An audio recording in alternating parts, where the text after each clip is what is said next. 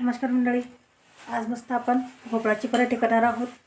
त्याच्यात भोपळाच नाही तर बीट आहे, गाजर किसून घेतलेले आहे आणि भोपळा आहे, एक बटाटा आहे, कोथिंबीर आहे, तीळ, जिरे, लाल तिखट, हळद, ओवा, मीठ आणि हिरवी मिरची आणि लाल मिरची मिक्स आहे आणि लसणाच्या पाकळ्या आहे. सर्व साहित्य आपण मिक्सरमधून छान जिरे, ओवा आणि तीळ आपण आता टाकणार आहोत ना.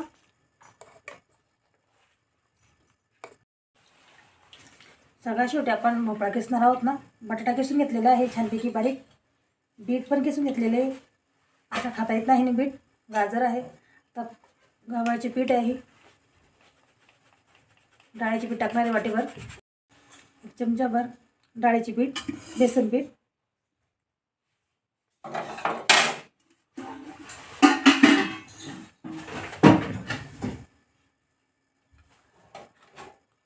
तीळ, लाल तिखट, हळद, ओवा, मीठ हे सर्व साहित्य आपण पिठात टाकून घेणार. गाजर, बटाटो, बीट, भोपळा आणि कोथिंबीर छानपैकी आपण गव्हाचे पीठ, डाळीचे पीठ, ओवा, जिरे सर्व साहित्य आपण टाकून घेतलेले.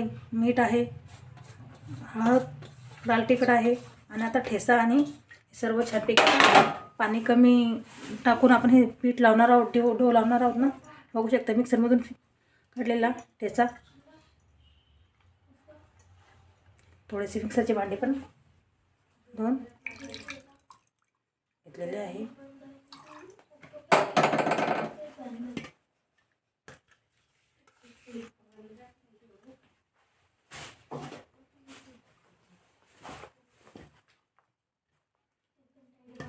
खूप छान टेस्टी पराठे होतात हे.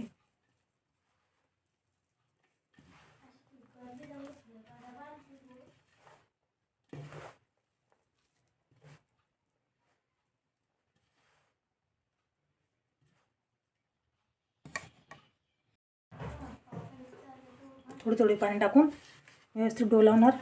जास्त कडक नाही, जास्त नरमही नाही. पाणी पण सुटते भोपळ्याला, पिठाला, गाजराला.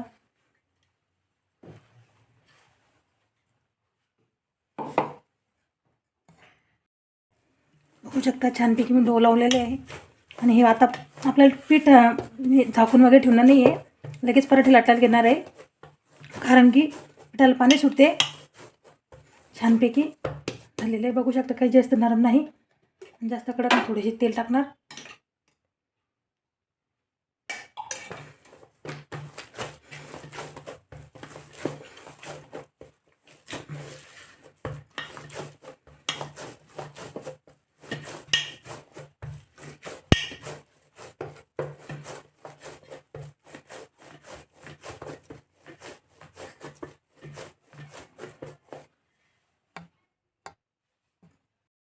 छानपैकी डो झाकणार आणि लगेच आता पराठे लाटायला घेणार आहे आपण.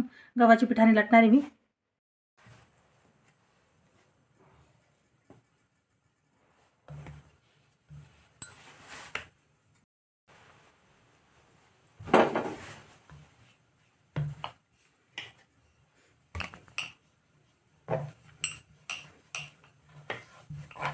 थोडं थोडं पीठ लावून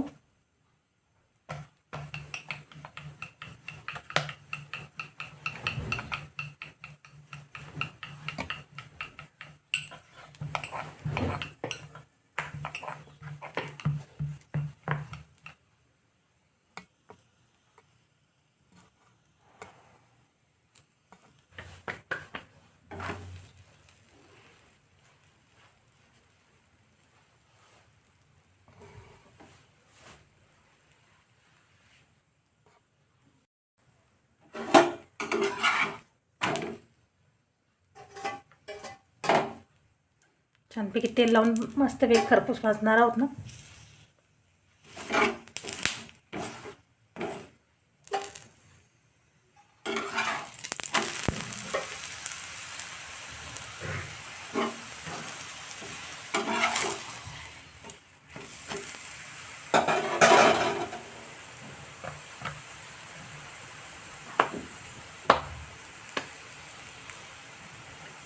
शाळा भर की घेऊ.